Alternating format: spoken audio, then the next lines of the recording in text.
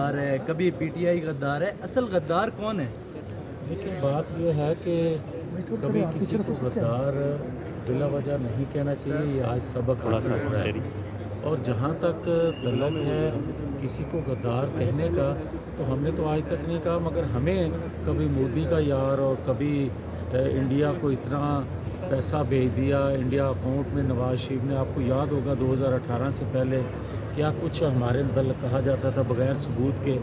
مگر آج اگر کسی کو آپ کا اشارہ کسی جیل والے بندے کے حوالے سے ہے تو مجھے یہ بتا دے کوئی کہ میاں والی ایئر بیس کا آج تک کسی نے نام سنا تھا 10-15% لوگوں کے علاوہ؟ مگر 9-10 مئی کو میاں والی ایئر بیس کا پورے پاکستان نے، دنیا نے نام سنا کہ میاں والی ایئر بیس بھی ہے۔ پھر مجھے یہ بتائیں کہ 75 سالوں میں کسی شخص نے، کسی سیاسی کارکن نے، کسی پاکستانی نے اپنی تنصیبات پر حملہ کرنے کی کبھی مائنڈ میں بھی لے کر آیا کوئی؟ مگر بدقسمتی دیکھیں، جو خود کو سیاسی کارکن کہتے تھے یا ایک منصوبہ بندی جو کر رہے تھے، انہوں نے 9-10 مئی کو پاکستان کی اینٹ سے اینٹ بجا دی۔ اور پھر آج دیکھیں کہ میں نے یہ بات بہت پہلے کہی تھی کہ اگر میاں والی ایئر بیس پہ حملہ کرنے والوں کو آپ کٹہرے میں نہیں لے کر آئیں گے، لوگوں کو نہیں بتائیں گے، جسٹس نہیں کریں گے، تو خدا نخواستہ میاں والی ایئر بیس پہ دوبارہ حملہ ہو سکتا ہے۔ پھر آپ نے دیکھا کہ آج سے 15 دن پہلے میاں والی ایئر بیس پر کس طرح حملہ۔ اب دیکھیں دونوں حملوں کو آپ کس طرح یہ کہہ سکتے ہیں کہ وہ سیاسی حملہ تھا اور یہ دہشت گردوں کا حملہ تھا؟ بات صرف اتنی ہے۔ اچھا میاں صاحب یہ بتائیں کہ ایک بندہ جو ہے وہ اپنے سیل میں کہتا ہے کہ دیوار گرا دو، اسے جگہ چاہیے، کبھی اسے ورزش کے لیے سائیکل چاہیے، تو انوکھا لاڈلا عجیب عجیب فرمائشیں نہیں کر رہا؟ دیکھیں انوکھا لاڈلا تو آج بھی ہے۔ آپ دیکھیں کہ کبھی وہ کہتا ہے بکری کا دودھ چاہیے صبح کو، رات کو اونٹنی کا دودھ چاہیے، تو ملتا ہے اس کو۔ اور پھر یہ دیکھیں کبھی کسی قیدی نے آج تک یہ فرمائش کی ہو، ڈیمانڈ کی ہو، وہ یہ تو کہتا ہے کہ مجھے انصاف ملنا چاہیے۔ کبھی کسی نے یہ کہا کہ ورزش کے لیے مجھے اب سائیکل چاہیے یا کچھ اور چیز چاہیے؟ تو یہ ساری چیزیں بدقسمتی ہے کہ پاکستان مخالف قوتیں، طاقتور لوگ جو پاکستان مخالف ہیں، ان کی اشیر بات آج بھی حاصل ہے۔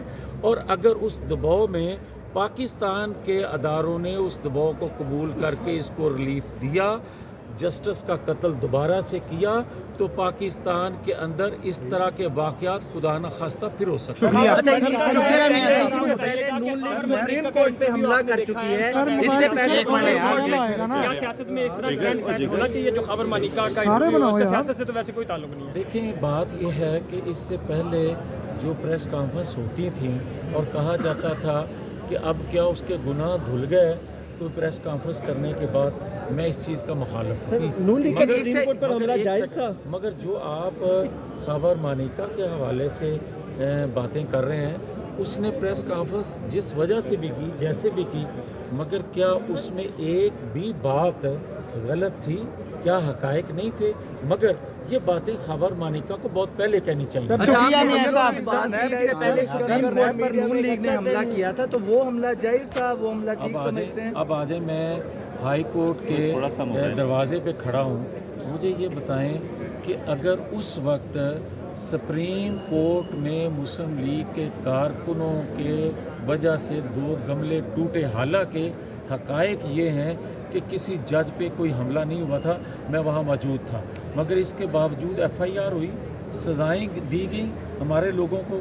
کیا چیئرمین PTI کے منصوبہ بندی کرنے کے بعد اس کے لوگوں نے سول کورٹ سے لے کر high court, judicial complex, supreme court کی دیواریں پھلان کے، اور کیا سپریم کورٹ کے چھتوں پہ چڑھ کے، ہائی کورٹ کی چھتوں پہ چڑھ کے قبضہ کر کے اپنی مرضی کے فیصلے اور اپنی مرضی سے رجسٹر جو ہے وہ اپنی گاڑی میں منگوا کے دستخط نہیں ہوتے رہے؟ کیا اس پہ آج تک FIR ہوئی؟ کیا یہ حملہ نہیں تھا؟ اس کو آپ حملہ کہتے ہو اور اس کو حملہ نہیں کہتے؟ ٹھیک ہے میاں صاحب، تھینک یو۔ میاں صاحب نیب کی مدعیت